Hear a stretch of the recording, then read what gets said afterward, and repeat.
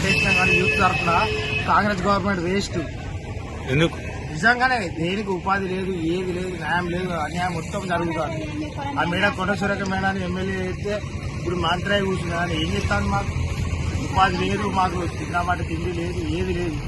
ఎందుకు సార్ అది వేస్ట్గా గవర్నమెంట్? ఇప్పుడు ఈ కూలగొట్టిన ఎందుకు కూలగొడతాలని మీకు తెలుసా అసలు? మాకు తెలియదు సార్, ఎవరు నోటీస్ చేయలేదు, ఏం చేయలేదు సార్. కేసీఆర్ గవర్నమెంట్ ఉన్నప్పుడు అంతా కూడా మాకు ఏం జరగలేదు. కానీ ఈ కాంగ్రెస్ గవర్నమెంట్ గెలిపించింది మాకు వేస్ట్ అవుతారు.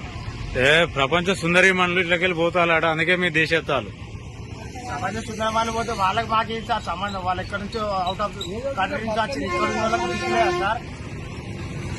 ఇక్కడ గవర్నమెంట్ దానికి ప్రపంచ వాళ్ళకి మాకేం సార్ సంబంధం? We are educated sir, coming from out of countries. నాకు సంబంధమే లేదు కదా సార్. అట్లా వాళ్ళు వచ్చినా మిమ్మల్ని తీసేస్తా మీకు ఎట్లున్నది? మరి వాళ్ళకి ఓటేసి గెలిపించుకోమని చెప్పారు సార్.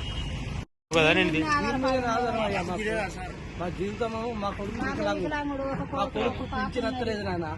మాకు ఒక పాప, మాకు తినడిక తిండికి చాలా ఇబ్బంది ఉంది. నా దగ్గర కష్టం చేద్దామని సాధనైతే ఏదో దీని మీద బతుకుదామని పెట్టుకున్నాను నాయన.